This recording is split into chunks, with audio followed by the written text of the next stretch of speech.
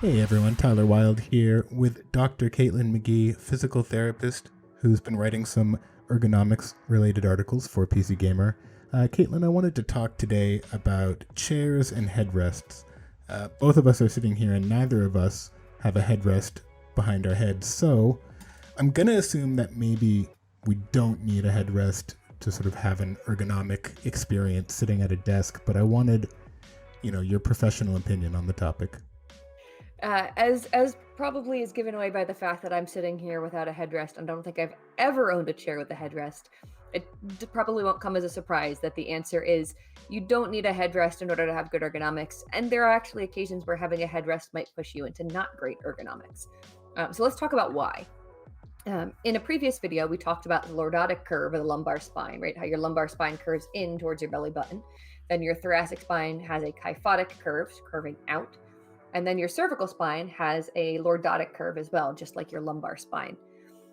A lot of the times when you have a headrest, if it's directly above the height of your chair, if it's in a kind of perfectly straight line, you may actually have difficulty getting your head all the way back to the headrest if you've got a little bit of a curve in your thoracic spine, which most of us should.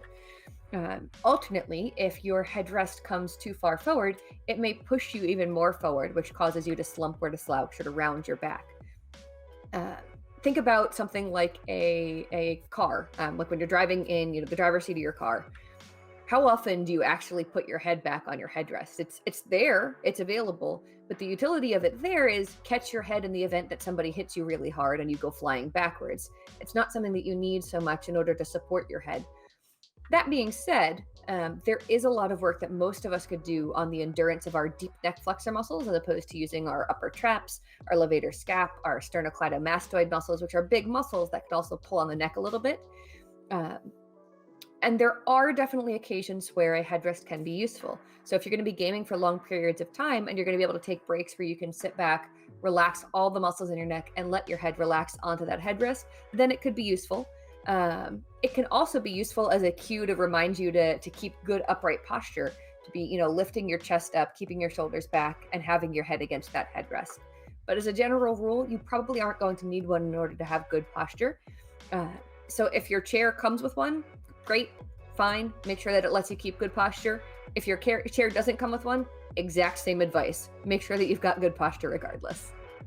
So we should keep in mind, more importantly than for chairs, probably is the adjustable height and adjustable armrests, and You a, bet. headrest is sort of a bonus that you can use or not, but Exactly. probably doesn't change your Probably don't situation. need it.